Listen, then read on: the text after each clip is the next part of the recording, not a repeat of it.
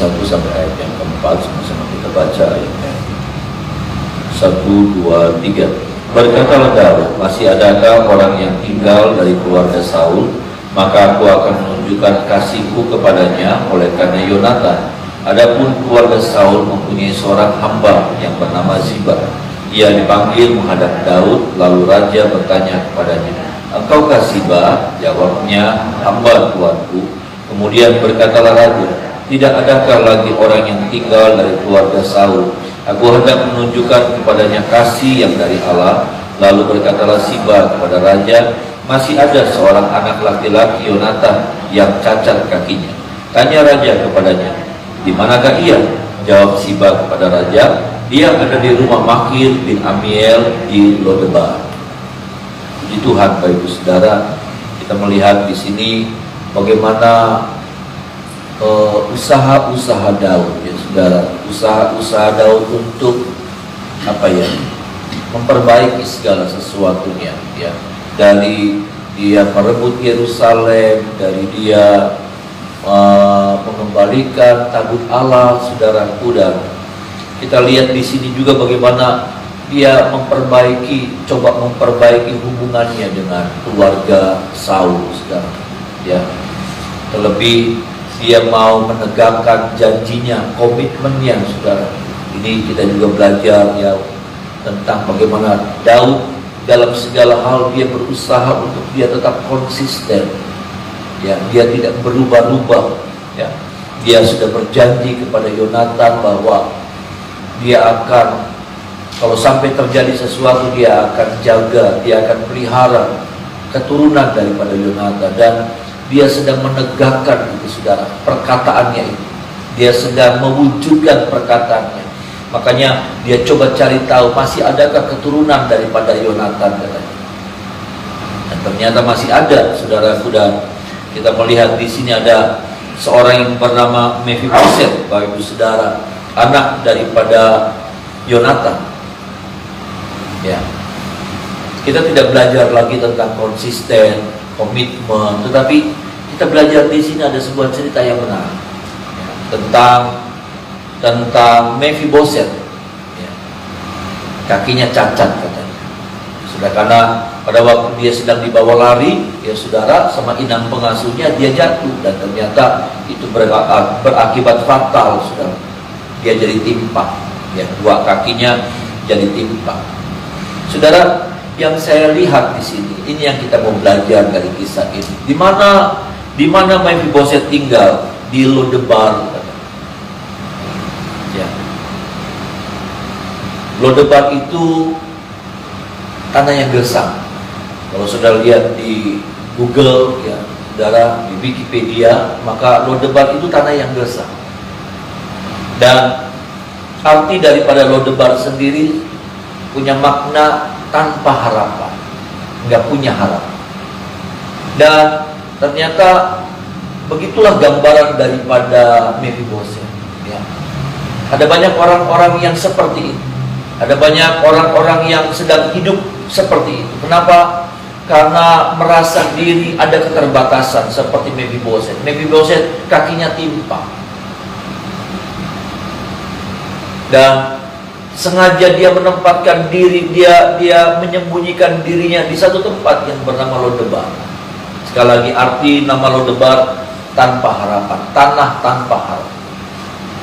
Dan berapa banyak, saudaraku, yang saya mau katakan, ada orang-orang yang melihat keterbatasan, melihat kekurangan, ya, bukan cuma fisik di sini, tetapi mungkin kemampuan, saudara, kemampuan. Akhirnya apa? Ada banyak orang-orang yang hidup tanpa pengharapan. Hidup nggak punya antusias, hidup nggak punya cita-cita, seperti Mephiboset. Ya. Ada banyak orang-orang yang seperti ini, seperti Mephiboset. Ya. Bukan cuma tentang fisik di sini, tetapi ya dalam hal pendidikan kah, dalam hal kemampuan kah, dalam hal permodalan kah, dalam banyak hal, sehingga dengan segala perasaan yang seperti itu yang mereka miliki, akhirnya hidup mereka menjadi hidup yang mereka seperti hidup di Lodebar. Mereka lebih memilih tinggal di Lodebar. Apa? Hidup tanpa pengharapan. tinggal di sebuah tempat yang tidak ada pengharapan. Dan buat mereka ya wajar. Buat Mephibosheth wajar. Kenapa? Ya, keterbatasan saya membuat saya nggak mampu.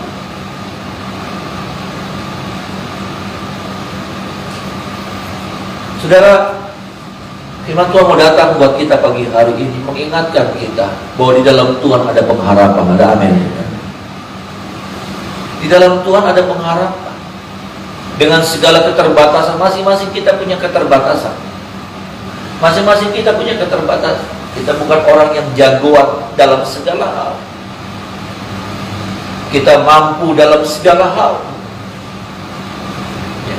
Tetapi setiap kita punya keterbatasan. Tetapi janganlah keterbatasan itu pada akhirnya membuat kita menjadi orang-orang yang hilang pengharapan. Orang-orang yang tidak punya pengharapan. Seperti Mephibosheth. Akhirnya apa, saudara? Dia itu keturunan raja. Walau bagaimanapun dia adalah keturunan raja. Ya, saudara. Dia itu punya darah raja. Dan pada akhirnya apa? Semua fasilitas raja itu akhirnya nggak pernah dia miliki, nggak pernah dia rasakan. Kenikmatan dari keturunan raja itu, saudaraku, nggak pernah dia rasakan. Kenapa? Karena dia tinggal di Lodebar.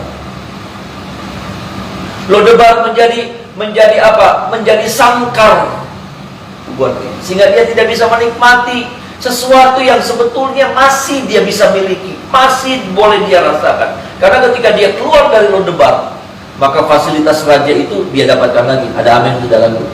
Ketika dia keluar dari Lodebar, saudaraku, dan Tuhan mau kita keluar dari Lodebar. Karena ketika Mephibosheth keluar dari Lodebar, maka kita melihat fasilitas kerajaan itu didapat.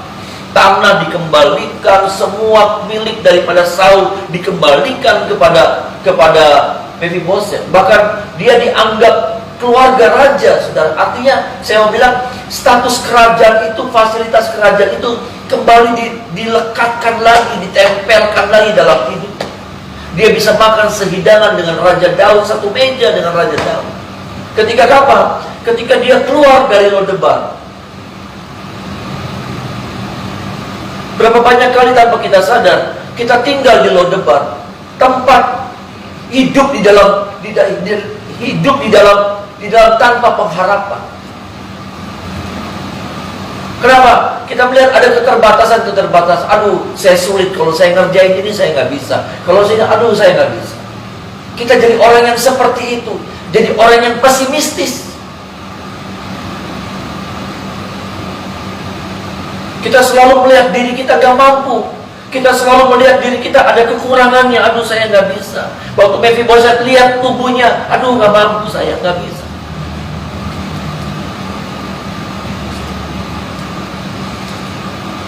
Adakah saudara hari-hari ini sedang tinggal di Lodebar?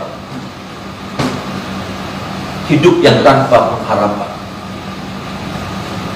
Hidup yang nggak punya mimpi lagi. Hidup yang nggak punya cita-cita lagi. Hidup yang nggak punya antusias lagi. Kenapa? Karena saudara sedang melihat,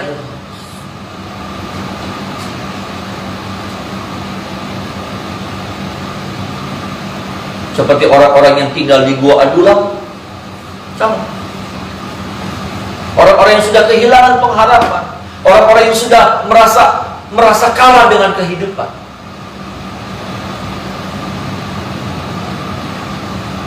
Orang yang tinggal di Lodebar, saudara, orang yang tinggal di Adulam yang saya tahu, saudara, mereka adalah orang-orang yang kemudian kalau dia punya utang, dia nggak akan dikejar utang lagi. Kenapa? Karena dia sedang memproklamirkan diri. Kalau dia tinggal di Adulam, dia sedang memproklamirkan diri, saya orang yang pailit. Saya orang yang pahit. Jadi orang bilang begini, oh ya wis, kalah ya. Jadi kayak ada cap stempel, saudara. Ya, orang juga kalau misalnya ada orang yang bisa mengajukan di negara kita juga, orang kalau mengajukan pilot juga, ya saudara, hutangnya diberesin, dan tetapi juga fasilitasnya diambil semua. Ya, dia nggak bisa buka rekening di bank, yang saya tahu seperti itu ya. Artinya dia sudah pilot, dia sudah nggak mampu gitu. Dan orang juga udah nggak mau lagi ngejar utang sama dia. Orang-orang seperti itu.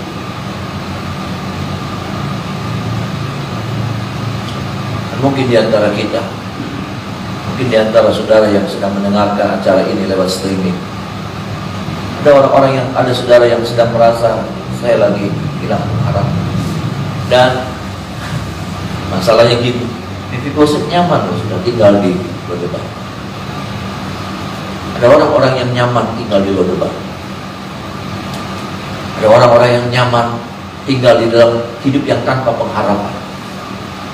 Mengapa? Karena memakai alasan keterbatasan.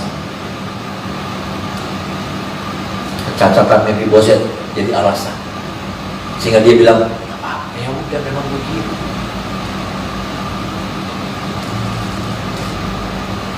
Padahal ada sesuatu yang Mephibosheth bisa alami dalam hidupnya. Saya mau bilang juga masih ada pengharapan buat saya dan saudara. Ada amin saudara. Masih ada masa depan. Tapi perasaan itu yang membuat kita terkurung. Apa itu? Lodebar.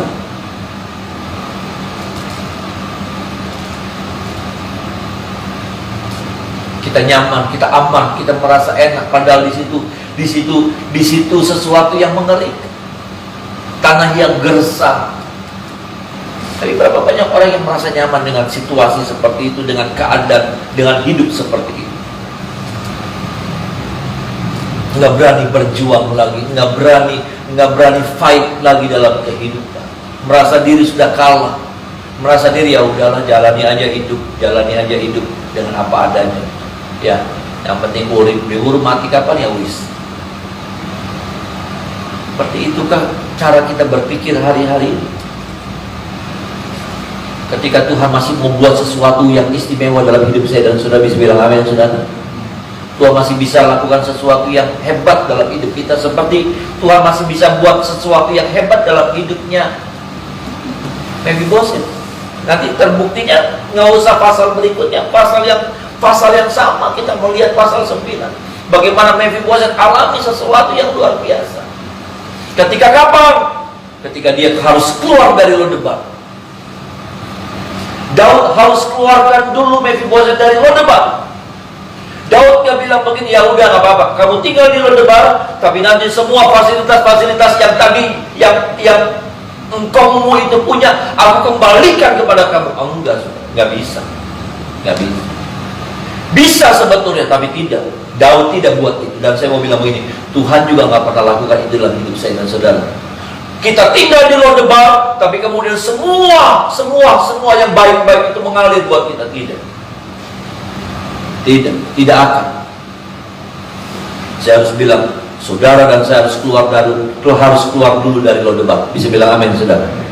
Kita harus keluar dulu dari Lodebar. Apa itu Lodebar? Hidup yang tanpa pengharapan, hidup yang nggak punya antusias.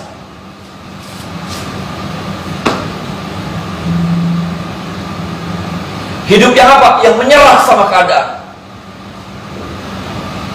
Hidup yang cuma apa? Melegalisir apa itu? Kelemahan-kelemahan yang ada. Gak mampu lah, gak bisa. Aduh. Wah, kalau bilang keterbatasannya saudara, kalau saya mau cerita tentang keterbatasan, keterbatasannya banyak sekali. Sungguh. Keterbatasan saya banyak sekali. Dari pendidikan saya, dari kemampuan saya, dari tubuh saya, banyak sekali. Sungguh. Saya kemarin cerita sama ponakan-ponakan saya juga. Saya keluar sekolah Alkitab. Ya, saya suka bingung, ada teman-teman saya bilang begini, ya waktu kami pendidikan, cerita-cerita kan, berbagai cerita. Oh saya nggak betah di sana, katanya. Saya nggak betah di pelayanan di sini. Waktu saya jadi pengerja, kenapa nggak betah? 6 bulan saya nggak dikasih khotbah. 6 bulan saya jadi pengerja, 6 bulan saya nggak pernah dikasih kesempatan khotbah. Dalam hati saya sudah, aduh syukur pisan sudah. Kalau saya jadi pengerja di tempat itu syukur teman, sudah 1 tahun, 2 tahun, 3 tahun nggak dikasih tugas khotbah, aduh alhamdulillah ya sudah. Senang pisan, beneran sudah. Dalam hati. Dan itu terbukti. Saya keluar dari sekolah kitab, saya main tetap ke Pendeta Krismasi ya saudara, ya papa mama ada kunjungan di sana. Lalu dalam ibadah apa gitu, sudah ada ibadah keluarga gitu, Pendeta Krismasi bilang begini sama saya, nanti saya ingat tuh saudara, nanti lu itu ya, nanti lu kata-kata pembangunan. Nanti lu kata-kata pembangunan. Sudah tahu yang saya buat apa? Saya ngibrit saudara, saya ngumpet. Itu rumahnya gede, banyak pohon-pohonannya. Saya ngumpet di pohon. Beneran. Itu sudah keringat dingin, muka udah tegang. Saya ngumpet di pohon. Ya, pas waktunya, ya nanti kita akan dengarkan kata-kata. Zaman dulu kan ada kata-kata pembangunan ya saudara, kata-kata dorongan gitu. Udah ya dipanggil-panggil nggak muncul-muncul, akhirnya sudah selesai, saudara, akhirnya masuk firman. Baru saya nongol, oh iya, benar, tunggu. Dan saya merasa nyaman dengan kondisi. Saya suka yang begitu. Akhirnya Tuhan bawa saya, paksa saya keluar itu dari tempat itu, dari Lodebar. Saya merasa saya diri nggak mampu, saya merasa diri kayak gini, begini, begitu. Aduh. Dan itu betul-betul menyiksa sebetulnya. Tapi di sisi yang lain, saya merasa nyaman. Sampai Tuhan keluarkan saya dari Lodebar. Nggak bisa tinggal di Lodebar. Kalau saudara mau melihat perkara-perkara yang Tuhan mau buat yang ajaib-ajaib, engkau dan saya harus keluar dari Lodebar. Ada amin saudara. Kalau engkau mau melihat perkara-perkara Tuhan yang luar biasa, yang fantastis, yang Tuhan masih bisa buat dalam hidup saudara dan saya nggak pernah nyangka saya bisa sampai di titik ini, saudara. Saya nggak pernah mimpi saya bisa sampai pada titik ini. Kenapa? Karena saya merasa nggak mungkin dengan segala keterbatasan saya. Udah. Maksud saya begini, firman Tuhan mau bilang sama kita, keluar dari Lodebar. Ada amin saudara. Nanti langkah demi langkah, nanti Tuhan yang pimpin hidup saya dan saudara. Bisa bilang amin saudara. Nanti ada tiap langkah itu, saya percaya di dalamnya ada mujizat demi mujizat Tuhan yang Tuhan buat dalam hidup saya dan saudara. Saya nggak pernah nyangka saudara. Saya mulai diajar Tuhan bisa berkhotbah, ya. Mulai bisa saudara, paling enggak gitu kalau saya ngomong tuh orang ngerti. Tadinya aduh khotbah tuh mutar, gak ada juntrungan.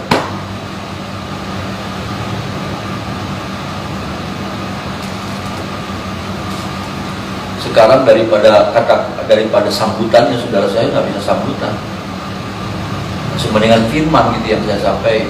Maksudnya lebih ada itunya tuh, lebih ada materinya tuh. Kalau sambutan tuh saya bingung mau ngomong apa ya. Betul saudara. Masing-masing kita punya kekurangan, masing-masing kita punya alasan mengapa saya begini, mengapa saya begitu. Tetapi artinya itu kita sedang membiarkan hidup kita terkurung di Lodebar. Hidup yang tanpa pengharapan, hidup yang udah menyerah sama kehidupan gitu. Hidup yang nggak mau lagi berjuang. Makanya saya bilang dulu waktu saya mulai remaja, saya cuma lihat begini. Saya mulai berpikir gini, saya mau ikut siapa ya? Saya mau menumpang di kakak yang mana? Kakak nomor 1, nomor 2, nomor 3, nomor 4. Iya. Saya cuma bisa berpikirnya, saya cuma mampu berpikirnya seperti itu.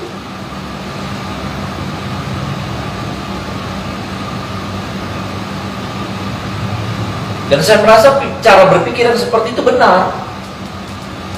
Enggak benar. Dalam nama Yesus ternyata yang seperti itu enggak benar. Kenapa? Hidup itu harus berpengharapan. Ada amin saudara. Hidup itu harus memiliki yang namanya antusias. Walaupun memang di dalam itu kita harus keluar dari Lodebar, kita harus menghadapi yang namanya tantangan saudara. Tantangan demi tantangan. Tetapi enggak apa-apa. Karena hidup di dalam Lodebar itu hidup yang memang tidak ada tantangan. Iya kan saudara? Kenapa? Karena udah menyerah sih. Seperti orang yang tinggal di gua Adulam, udah gak ada lagi yang dikejar. dikejar. Tapi habis dia mati, sampai mati di Gua Adulam. Kalau nggak hadir Daud di tengah-tengah Gua Adulam, orang-orang itu ternyata pahlawan-pahlawan, punya jiwa pahlawan, punya kemampuan pahlawan, tetapi mati jadi orang-orang yang tidak punya pengharapan, mati jadi orang biasa. Daud hadir. Ternyata disitulah baru kelihatan, ternyata mereka tuh kesatria. Bukan kesatria baja hitam, tapi kesatria yang hebat, saudara. Di situ ada muncul triwira yang katanya satu orang bisa ngalahin ribuan orang. Kalau sampai waktu itu Daud tidak hadir, menyadarkan mereka, membuka pikiran mereka, maka mereka tetap mati jadi orang pengecut. Mereka mati jadi orang-orangnya apa? Orang-orang yang kalah. Tapi waktu mereka dirubah, mereka keluar jadi pahlawan, dan mereka mati jadi kesatria yang hebat luar biasa.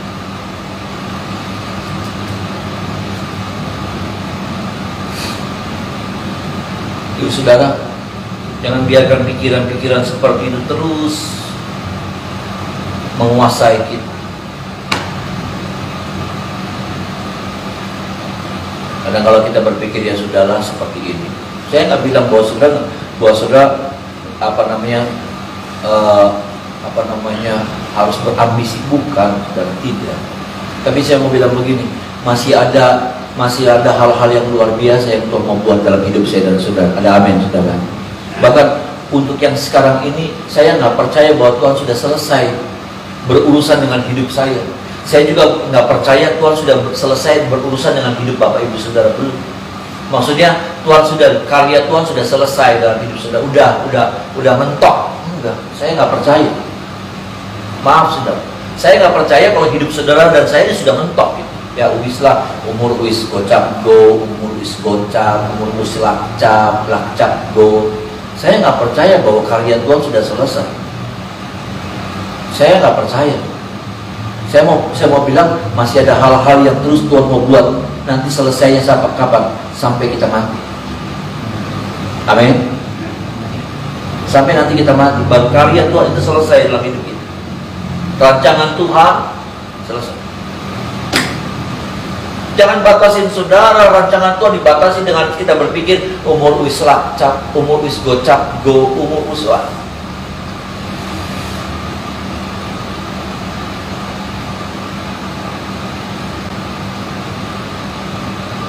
Saya ingat kakak saya pendeta Edu ngalamin terobosan dalam pelayanan pekerjaan Tuhan, bisa bangun gereja yang lebih besar lagi.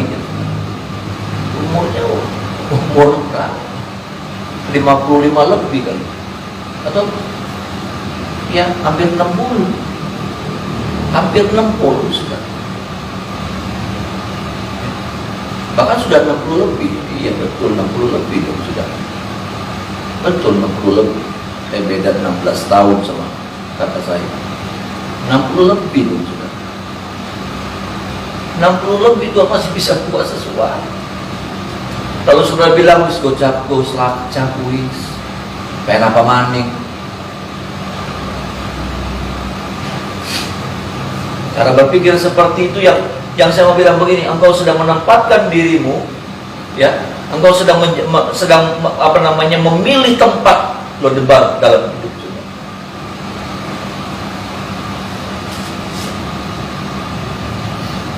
Tuhan mau pagi ini kita keluar dari lo debar. Ada amin saudara.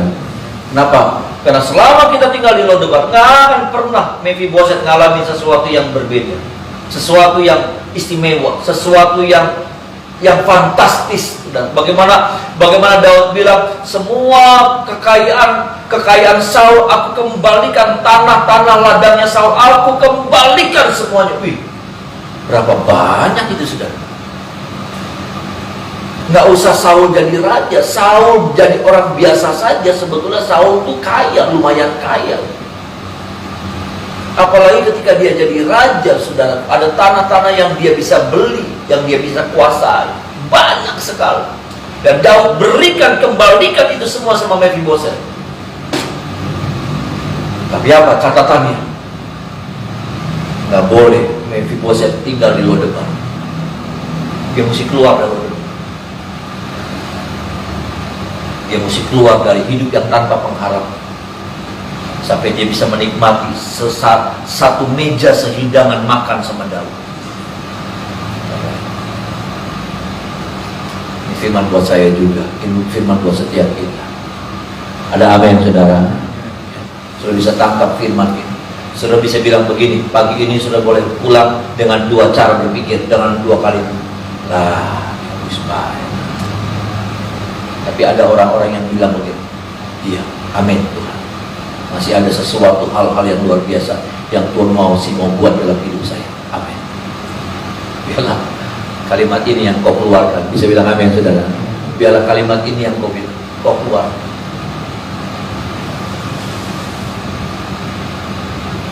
Jangan bilang sudah selesai, sudah tutup buku, wis peragatan, wis bubaran, tunggu malaikat teka, ya, cabut nyawa kita. Enggak, sudah. Dalam nama Yesus, ya. Apakah Tuhan buat lewat anak-anak kita, ya saudara? Ada amin, saudara.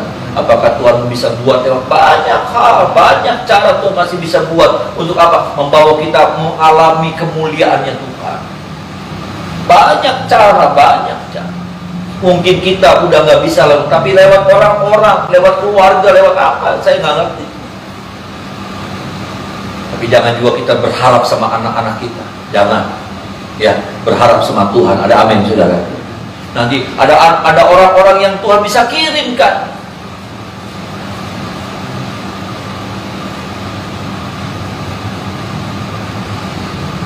Siapapun juga, untuk kita bisa masih mengecap, ya, masih mengecap kebaikan-kebaikan Tuhan. Ada amin, saudara, ya. Ya, seperti air madu kata Daud, ya. Kita masih bisa mengecap itu air madu.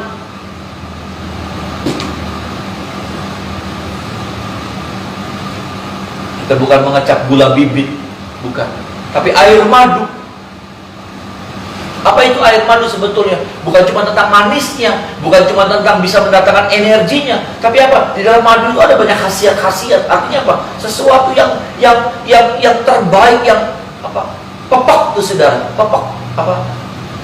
Full, ya, komplit. Ada berkat jasmaninya, ada berkat rohaninya, ada kebahagiaannya, ada kesehatannya, ada semuanya. Bisa bilang amin, saudara? Berkat yang seperti itu. Ada sukacitanya, ada kebahagiaan dalam rumah tangga, ada semuanya. Itulah air madu. Bukan cuma tentang manisnya. Kalau manis, saudaraku, itu gula bibit juga manis. Tapi kalau bicara air madu, saudara, banyak kandungannya, banyak kandungan. Tuhan mau kita mengecap itu, saudara.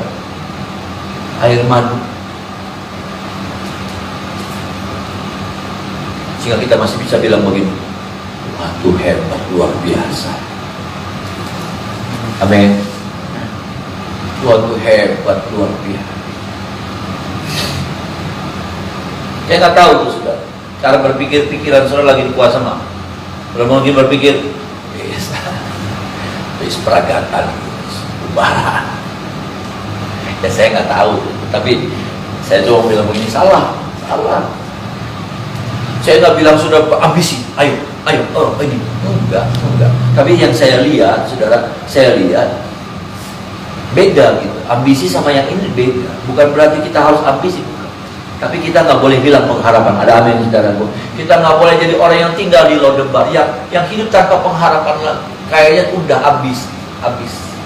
Wis layarnya wis ketutup.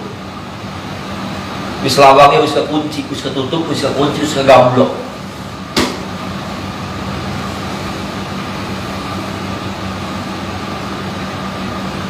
Saya alami itu, saudara. Saya alami hidup yang nggak punya pengharapan, hidup yang minder.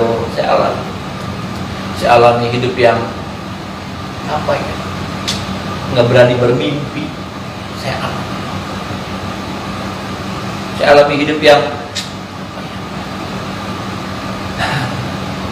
tapi saya juga harus bilang saya alami keajaiban Tuhan dinyatakan dalam hidup saya. Saya alami hal-hal yang aneh-aneh yang nggak pernah saya pikirkan. Itu Tuhan buat dalam hidup saya. Saya alami, bukan karena saya, tidak sama sekali, tidak sama sekali. Bukan karena usaha saya, tidak sama sekali. Karena anugerah Tuhan. Ada amin, saudara. Tapi anugerah Tuhan dikirimkan, dilimpahkan sama saya ketika saya harus keluar, bangkit, paksakan. Maaf nih saudara, Mephiboset itu sudah terbiasa cuma duduk. Kenapa? Angel mah kue. Tapi dia mesti paksakan bangkit, mengadakan perjalanan yang jauh untuk masuk ke Yerusalem, ketemu sama Daud. Itu kan sesuatu yang tidak mudah.